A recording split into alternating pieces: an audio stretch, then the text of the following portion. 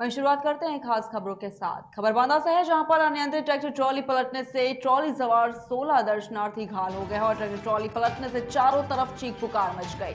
आपको बता दें कि दर्शनार्थी जोगनी देवी मंदिर से दर्शन कर वापस लौट रहे थे और घटना की सूचना पर पहुंचे एम्बुलेंस ने सभी घायलों को सामुदायिक स्वास्थ्य केंद्र में भर्ती करा है और ये पूरा मामला मरका थाना क्षेत्र के औगासी पुल के पास का बताया जा रहा है।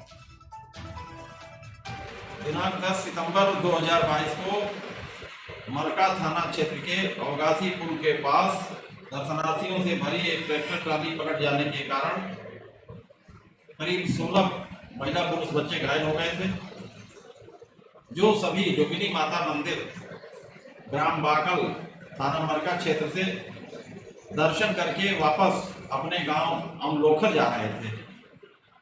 घायलों में नीरू उम्र 15 वर्ष, जिसका इलाज मेडिकल कॉलेज में चल रहा है, और आशा पत्नी पप्पू उम्र 32 वर्ष की स्थिति थोड़ी गंभीर है, जिसका इलाज महिला चिकित्सालय में चल रहा है।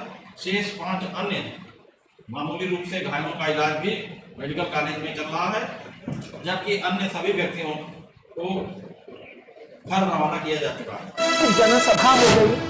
वहीं खबर मध्य प्रदेश के धार जिले से है, जहां पर सरदार सरोवर डूब प्रभावितों को 5,08,000 मुआवजा राशि और प्लाट नहीं मिलने से नाराज प्रभावितों ने आंदोलन छेड़ दिया है। आपको बता दें कि पिछले 37 सालों से चले आ रहे नर्मदा बचाओ आंदोलन की नेत्री मेधा पाटकर ने विस्थापितों के साथ बैठक की, जिसमें एनबीडीए के विभाग अधिकारियों की बेरुखी के चलते नाराज डूब प्रभावित और विस्थापितों का गुस्सा फूटता नजर आया है।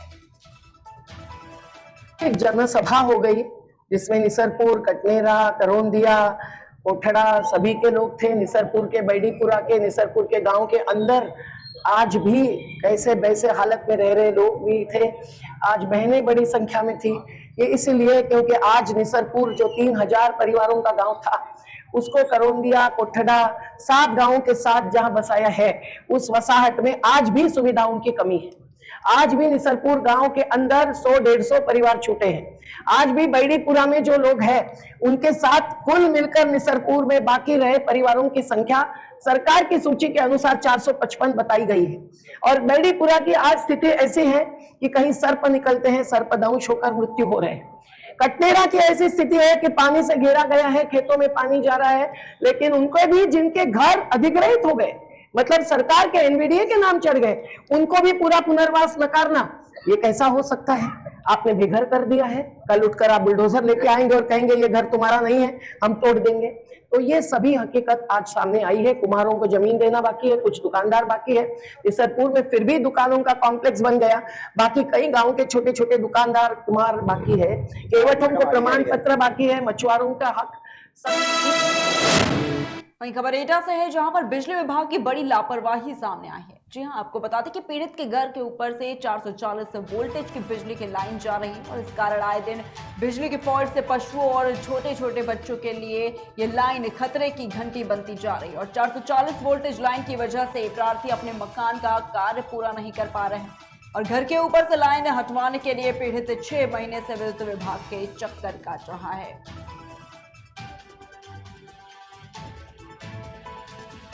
प्रॉब्लम क्या है, ये मकान है, इसके ऊपर मवेशी वगैरह गाय भी हैं और ये बिजली की लाइन है, ये कोई सुनता नहीं है। एसडीएम साहब को भी दी थी एक तहसील दिवस में और एक एसडीओ साहब को भी दी थी। मतलब ये जो लाइन जा रही है 444 वोल्ट की है, राइट? हाँ, 444 वोल्ट। तो इस हटवाने के लिए मतलब आपने किसी अधिकारी को एप्लीकेशन वगैरह दी? हाँ, एसडीओ साहब को, एसडीओ साहब को और एक तहसील दिवस में दी।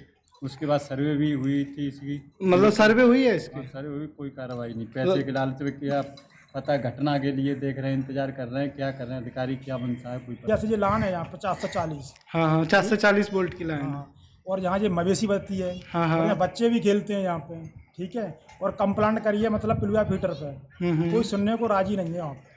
तो मतलब आपकी प्रॉब्लम क्या है लाइन से? लाइन से ये है कि यहाँ बच्चे भी खेलते हैं और यहाँ मकान बनाने के उद्देश्य, और यहाँ जी मवेशी भी है यहाँ पर। वहीं खबर उत्तर प्रदेश के जालौन से है, जहां पर बच्चों की मामूली बात पर महिलाओं में विवाद हो गया और विवाद इतना बढ़ गया कि महिलाओं के बीच मारपीट होने लगी। और इस मारपीट के दौरान महिलाओं के घर के लोगों ने भी लाठी डंडे लेकर आ गए और मौके पर पहुंची पुलिस ने घटना में शामिल एक युवक को गिरफ्तार कर लिया है। साथ ही मामले की जांच भी पुलिस ने शुरू कर दी। और आपको बता दें कि मारपीट का वीडियो अब सोशल मीडिया पर जमकर वायरल हो रहा है और ये पूरी घटना उरई कोतवाली क्षेत्र के जिला परिषद चौराहे की बताई जा रही है।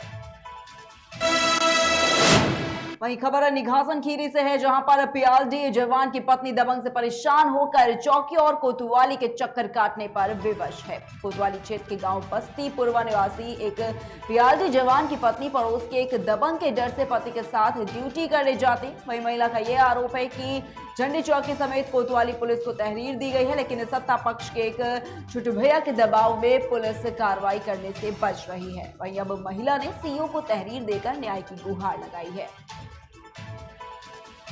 ये हुआ है दबंग 4 तारीख को हमारे घर मेरी कुर्सियां लेके गया और फिर मेरी कुर्सियां तोड़ी। कौन? और राजेश लोधी। कहाँ का रहने वाला है? देवी दिन पुरवा का। अच्छा।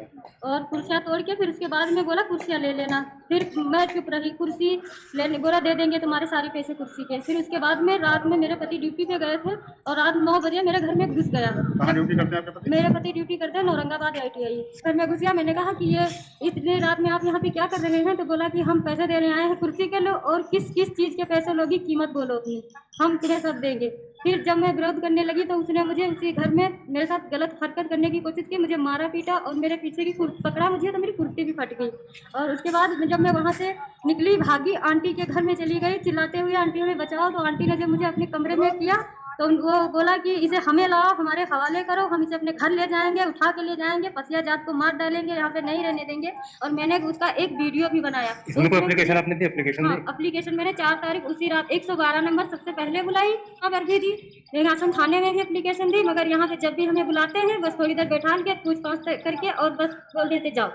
इसमें पुलिस क्या कर रही है आपके साथ? पुलिस ये कह रही है कि उसने छेड़छाड़ नहीं की है या झूठ बोल रही है, उसने सिर्फ कुर्सी तोड़ी है, मारा पीटा है, आपके साथ गाली गलौजी की है। मगर ये बात किसने बोली? ये बात दरोगा झंडी के दरोगा ने बोली और एक सिपाही ने बोली। अब आप क्या चाहते हैं? हम ये चाहते हैं जो है हमारे साथ जो अन्याय हुआ है उसका हमें न्याय चाहिए। अगर आपको न्याय नहीं मिलता क्या करेंगे? न्याय अगर जो हमें ना मिला तो हम पेट्रोल ला के और थाने में जाके अपने ऊपर डाल के।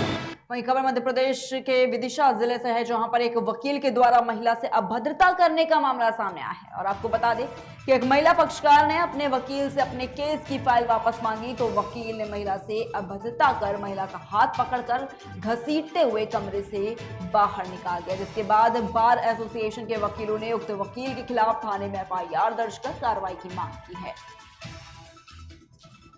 वकील साहब ने मारा है। कौन वकील साहब? अरविंद राणा। क्यों? मैंने फाइल मांगी। तुम्हारा कोई केस चल रहा है पहले से? केस चल रहा मेरे पति के खिलाफ। तो कौन वकील है? अरविंद राणा। फिर क्या हुआ? उसने हमें मारा, हम उसके घर गए, उसके ऊपर गए, हमने कही हमें अरविंद राणा की फाइल चाहिए तो बोलने लगी हमारे पास नहीं है, जाए यहाँ से। हमें गाली बकी और भगा दिया। फिर अब आप क्या थाने में? हाँ थाने में आए, फिर हमें घसीट के हम ले आ रहे थे तो हमें से कुछ लोगों ने बचाया। एक महिला जिसका कोई प्रकरण काफी समय से चल रहा है 4-5 साल से, वो अपना केस किसी अन्य वकील से लड़वाना चाहती है और वो फाइल लेने के लिए राणा जी के पीछे करीब 1-1.5 महीने से पीछे फिर रही है। उसने करीब 1 महीने पहले हमारे यहाँ बार में भी अध्यक्ष सेक्रेटरी साहब को एक आवेदन दिया है कि ये वकील साहब हमारी फाइल नहीं दे रहे हैं, 20,000 रुपए की अवैध रूप से बस मांग कर रहे हैं और हमारी फाइल इनसे दिलवाई जाए और हमसे अभद्रता करते हैं, अनर्गल बातचीत करते हैं। तो उनसे बात की गई, हमारे अध्यक्ष साहब सेक्रेटरी साहब ने भी बात की।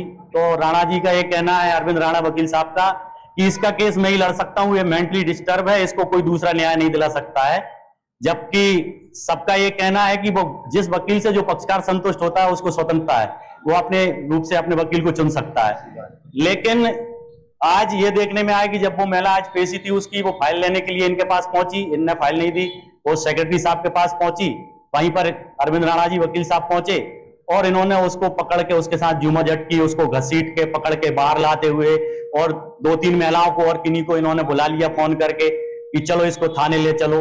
इस तरह से इन्होंने उसके साथ बहुत अभद्रता की और हमारी पूरी अधिवक्ता संघ को इन्होंने आज कलंकित किया है कई वाक्य इनके साथ पहले हो चुके हैं, ये इस तरह से अधिवक्ताओं को कलंकित कर चुके हैं। लेकिन आज जब सर से ऊपर पानी हो गया, वार रूम के अंदर भी इनने एक महिला के साथ अभद्रता की और उसके मान सम्मान को भी ठेस पहुंचाई, तो फिर अभिभाषक संघ को खुल के सामने आना पड़ा। और हमारे अध्यक्ष और सेक्रेटरी साहब आज धन्यवाद के पात्र हैं कि वो सारे अभिभाषक संघ के साथियों को लेकर थाने आए हैं और टीआई साहब से बात हुई, उनको सारा वाक्य सुनाया है। उस महिला की तरफ से एफआईआर दर्ज हो रही है। हमने कोई ऐसा प्रमाण पत्र दिखाया कि ये मानसिक रूप से जो है वो कमजोर है? नहीं, केवल ओरली बोल रहे हैं और कोई प्रमाण पत्र की आवश्यकता नहीं है। वो महिला स्वतंत्रता पूर्वक बात कर रही है, प्रत्येक बात का स्वतंत्रता पूर्वक जवाब दे रही है। वो पूर्ण रूप से स्वस्थ है, वो किसी प्रकार से मानसिक रोगी नहीं लग रही है। आज दिनांक को एक महिला के लिए उनके द्वारा फाइल वापस मांगने पर बेरहमी से उसके लिए हाथ पकड़ के खींचा गया, उसके साथ में मारपीट की गई, उसके साथ अभद्र व्यवहार किया गया। अरविंद राणा के पास उसका केस चल रहा था। चूंकि अरविंद राणा के द्वारा उस फाइल लौटाने के लिए 20,000 रुपए की अवैध मांग की गई।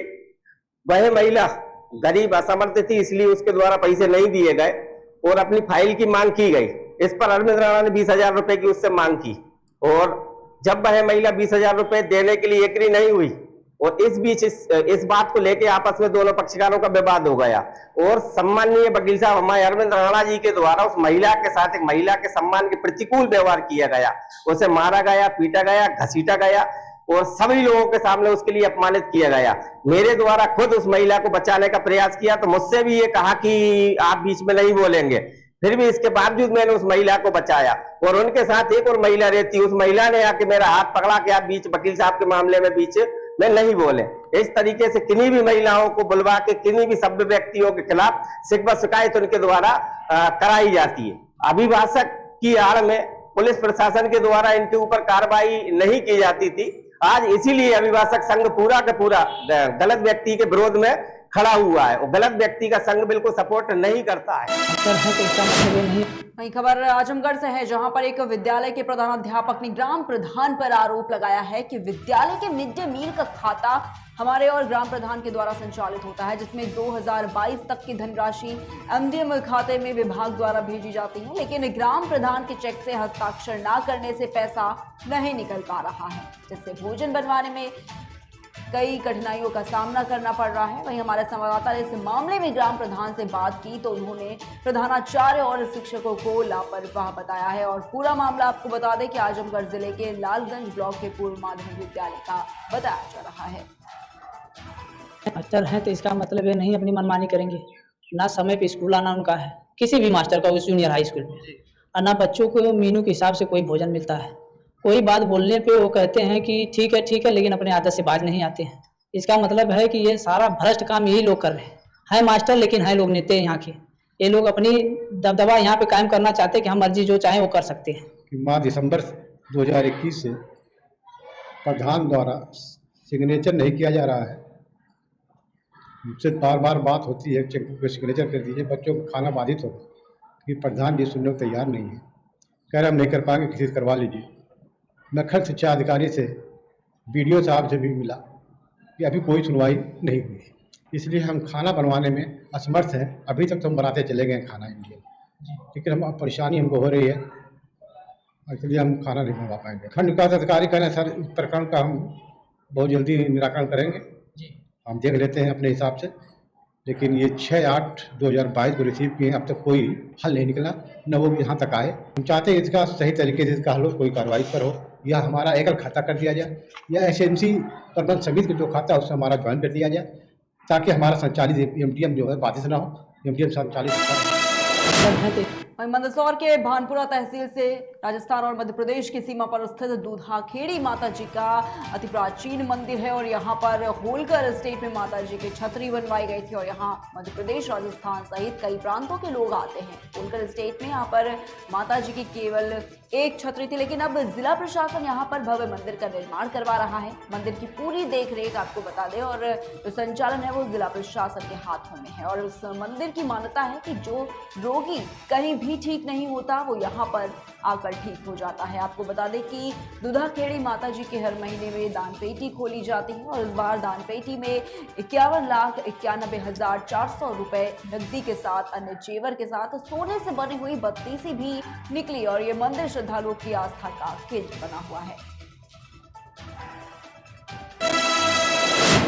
वहीं खबर बांदा से है, जहां पर नदी के किनारे दो छात्राएं महालक्ष्मी पूजा करने के लिए गई हुई थी और छात्राओं का पैर फिसल जाने के कारण दोनों नदी में डूबने लगे। वहीं औरतों के द्वारा बचाने का शोर मचाने पर गांव के लोगों ने नदी में छलांग लगा दी, जिसमें काफी मशक्कत के बाद किसी तरह से छात्रा को नदी से बाहर निकाला गया, लेकिन तेज बहाव के कारण दूसरी छात्रा नदी में बह गई। जानकारी मिलने के बाद पैरानी पुलिस और एसडीएम पैरानी सहित अन्य अधिकारी मौके पर पहुंचे।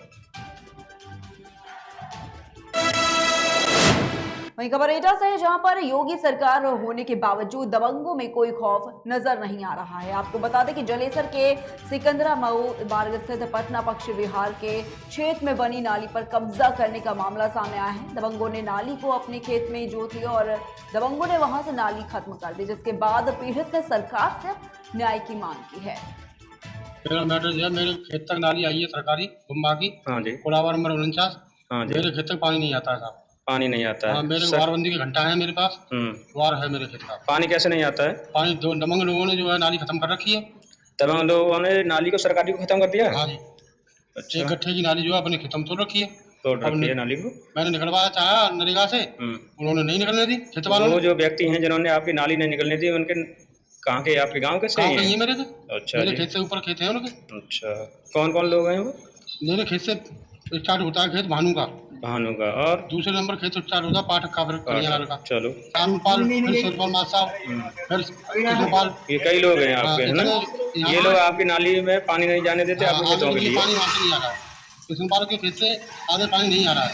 कृष्णपाल के खेत तक पानी आता है, वहाँ से आगे नहीं आ रहा है पानी। आपने इसकी तहकीकात कहीं दी है पहले? मैंने साहब थाने वगैरह या कुछ? में नहीं दी, लेकिन मैंने फोन से शिकायत की थी एसपी साहब को। वो क्या बोले थे? उन्होंने कहा था हो जाएगा आपका काम। कितने दिन का टाइम दिया था? 1 महीने का टाइम दिया था। 1 महीना नहीं हुआ इस बात को अभी? अब उनको बात को 3 महीना हो चुका। 3 महीने हो चुके हैं, अभी तक कोई सुनवाई नहीं हुई। 3 महीने में आपकी सुनवाई नहीं की गई। एक छोटे से ब्रेक के लिए जल्द हाजिर होंगे। Feel the power of Angel.